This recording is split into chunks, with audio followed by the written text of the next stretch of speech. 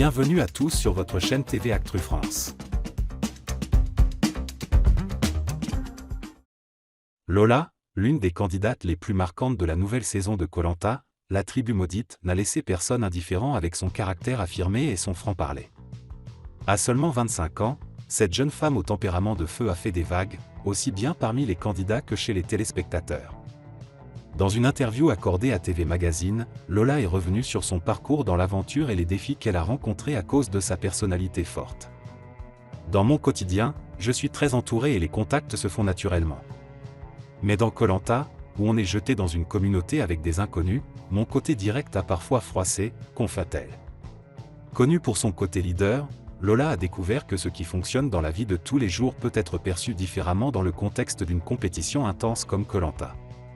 La candidate a été surprise de constater que ce qui plaît à son entourage, son authenticité et son efficacité, a été mal interprété par ses coéquipiers sur l'île.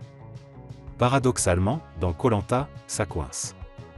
Tout ce qui m'est reproché par les autres candidats et les téléspectateurs, c'est au contraire ce qui plaît à mon entourage, déplore-t-elle. Son caractère direct et son refus de se plier aux attentes des autres ont créé des tensions, révélant à quel point une personnalité peut polariser les opinions dans un environnement de compétition.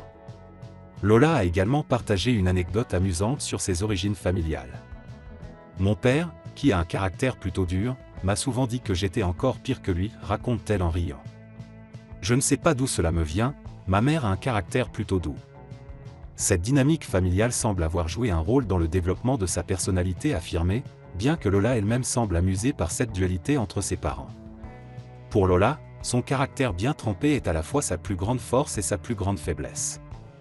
Alors qu'il lui permet de se démarquer et de s'affirmer dans la vie quotidienne, il peut être un obstacle dans un contexte de survie en groupe où la diplomatie et l'adaptabilité sont essentielles. Koh-Lanta, c'est une autre dimension, admet-elle, reconnaissant que cette expérience lui a offert une leçon d'humilité et de compréhension sur la complexité des interactions humaines dans des situations extrêmes.